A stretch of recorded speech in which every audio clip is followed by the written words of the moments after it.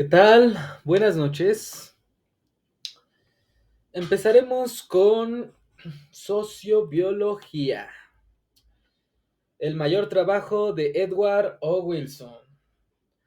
¿De dónde viene el egoísmo? ¿Por qué existe el altruismo? Su mayor aportación en esta vertiente ciencia que es la combinación entre la sociología, la biología de poblaciones y la zoología y entre otras muchas otras ramas de la biología que sirven para explicar fenómenos sociales a través de las características biológicas de las partes involucradas.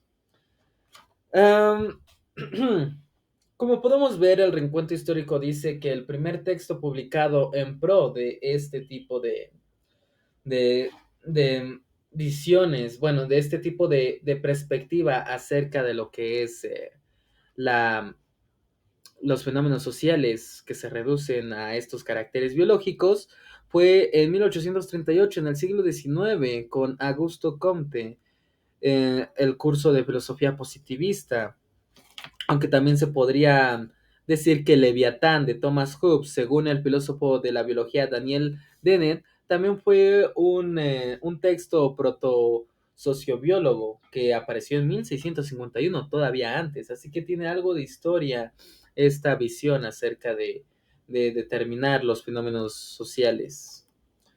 La moralidad del gen es el primer capítulo del libro de sociobiología, la nueva síntesis de Edward O. Wilson, del que se está basando esta exposición para poder explicar estas dos grandes preguntas del principio.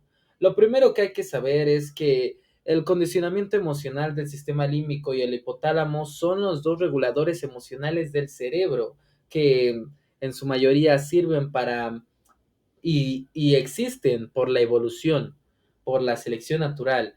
Según Darwin, son consecuencia de la adaptabilidad del genoma a autoperpetuarse. Ya más adelante veremos ese tipo de concepto. El suicidio, entonces, ¿cómo se puede explicar? Pues el suicidio un desequilibrio entre estos dos sistemas y realmente es una normalidad, no es la vertiente evolutiva del cerebro. Y se contrasta con sentimientos de culpabilidad y altruismo, porque alguien que siente sentimientos de apoyo y empatía hacia otra persona muy difícilmente va a cometer ese acto. Y bueno, el propósito del ser humano, según Darwin, ni siquiera, y bueno, más según Wilson, no es siquiera el reproducirse a sí mismo, sino servir como vehículo en la transportación y propagación de genes. Como bien dije hace unos instantes, el ADN, el DNA se autoperpetúa y solamente utiliza a los organismos para, para transportarse y propagarse. La sociobiología, según Wilson, es el estudio sistemático de las bases biológicas de todo comportamiento social. Así que el comportamiento social se reduce a caracteres genéticos y sirve para determinar algunas cosas en crecimiento y en propagación de genes, como el que más adelante veremos, el gen altruista. Los conceptos elementales de la sociobiología van desde la sociedad hasta la cooperación y pasando por las agregaciones, la colonia, el individuo, el grupo, la población y la comunicación. Eh, la principal diferencia entre la sociedad y una agregación es que una sociedad exista deben ser organismos semejantes entre sí que cooperan y se comunican para responder a necesidades específicas. Y las agregaciones, a pesar de estar compuestas en comunidades y bueno, por organismos semejantes entre ellos, no responden a alguna necesidad específica o se coordinan entre ellos, ya que en su mayoría, visto desde el grupo de animales, son con interés de preservar calor y defender a sus crías, pero no se organizan entre ellos, simplemente coexisten en el mismo espacio.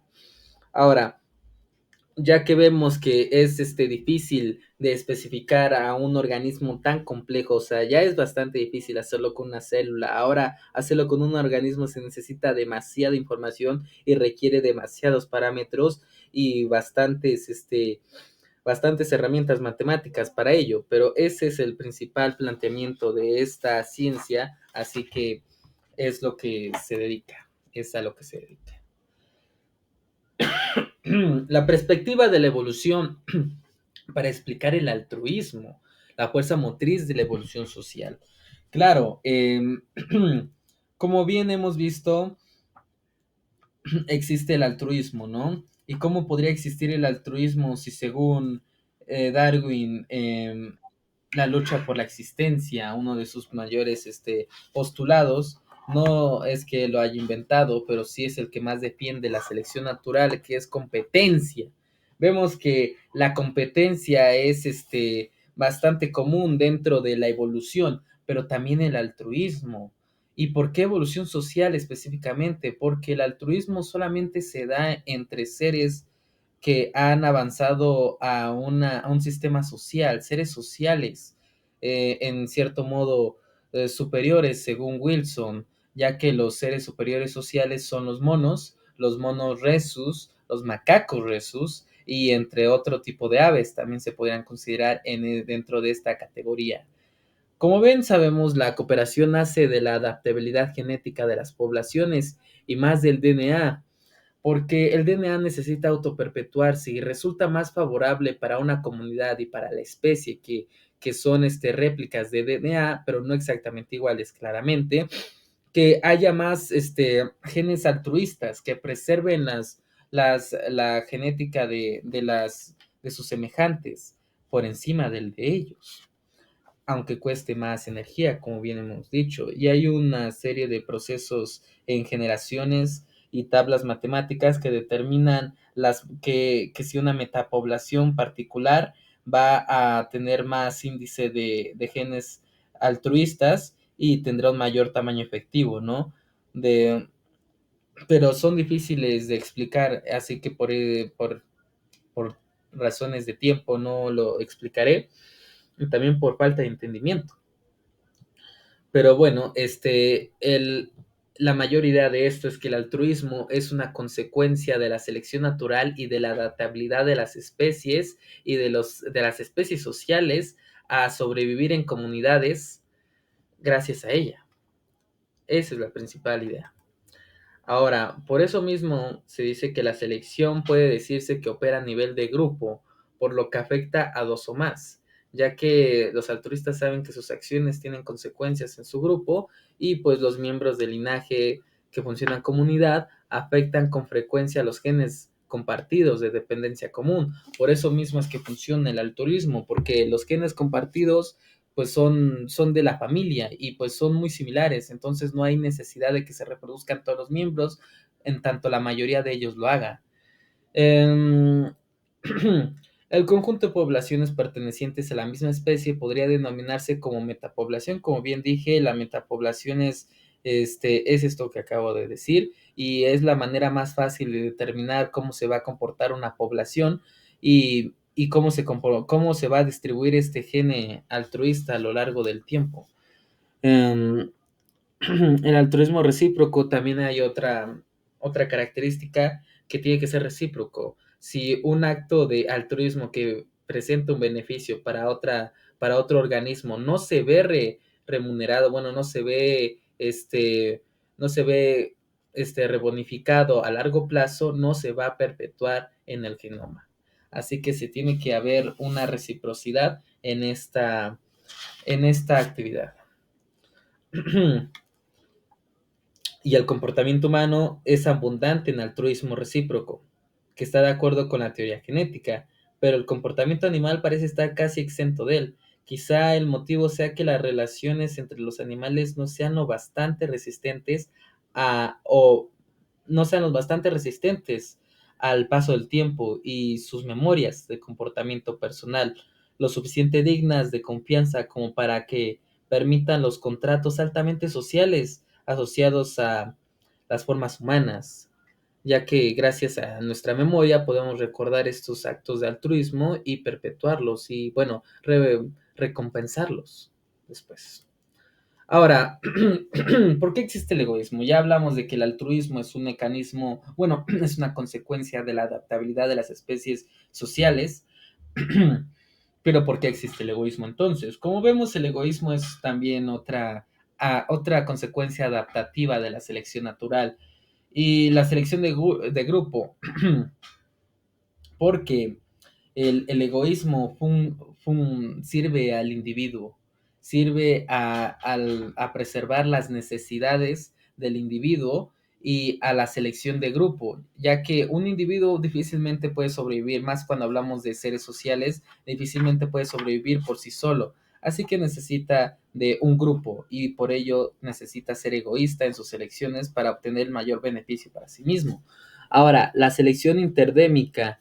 Interdémico significa que está fuera de él, que converge fuera de varios grupos, y interpoblacional. Este,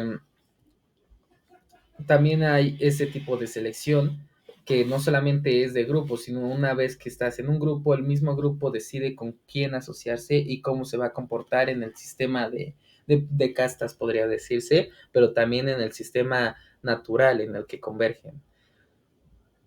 Del mismo modo, el comportamiento altruista también funge una contraposición con el egoísmo, pero aún así, ambos son partes de la misma moneda y se necesitan, ya que no todos pueden ser completamente altruistas el uno por el otro. Se necesita egoístas que preserven los genes a las siguientes generaciones. Um, y bueno, ese es tema para el siguiente diapositiva. Los pros de la agresión. Como bien sabemos, el egoísmo parte de la satisfacción de todas las necesidades del individuo y entre ellas, sobre todo en animales, esas son de alimento, de territorio y también de reproducción. La agresión funge como una herramienta bastante útil para obtener todos estos recursos que acabo de mencionar y ya que existe la agresión y competición, podemos decir que la competición es lo que surge de esta selección natural de recursos. Cuando los recursos no están completamente distribuidos en partes iguales, como nos suele pasar, se necesita que las especies y los individuos sean agresivos para conseguirlos y por eso compiten. Los mecanismos de competición pues son la agresión directa o indirecta y la expulsión de otras especies del territorio. Ahí es donde entran estos sistemas, selección de grupos, estos sistemas de dominación. Pero más adelante se verán. Los límites de esta agresión es cuando el ser agresivo resulta ser más demandante en recursos y energía que la propia recompensa. No todos los seres que compiten, no todos los organismos pueden ser completamente agresivos, ya que a veces se necesita de ser sumisos para no malgastar energía innecesaria que se podría ocupar construyendo un nido o reproduciéndose siendo simplemente agresivo o egoísta. Y la agresión humana es bastante adaptativa también, porque es consecuencia de esta propia competición por los recursos. Los contras, podría verse, esos son los contras. Ahora, los contras de esta vertiente, más que de los sistemas de dominación, que no veo información suficiente como para decir que hay un contra, eh, es que es bastante difícil de definir y de cuantificar de predecir estos fenómenos y comportamientos en seres más complejos como nosotros los humanos. Es más fácil hacerlo con vertebrados y con insectos que son altamente influenciables y que funcionan ya como un individuo, toda una colmena, y no como individuos completamente aislados, ¿no? Aunque ningún individuo está completamente aislado. La historia del concepto de dominación parte de que eh, la dominación anteriormente para los biólogos significaba el acto de adquirir la mayor cantidad de recursos sobre otro o el acto de ser también violento o agresivo, ya que van íntimamente relacionados estos dos conceptos. Pero después los biólogos reconsideran esta definición y le dieron que la, que el comportamiento de dominación es, es análogo al territorial, y diferenciándose de los miembros de un grupo de animales agresivamente organizados, coexisten dentro de un territorio. Así que sí, la agresión va íntimamente relacionada con la dominación, pero se puede coexistir dentro de un territorio.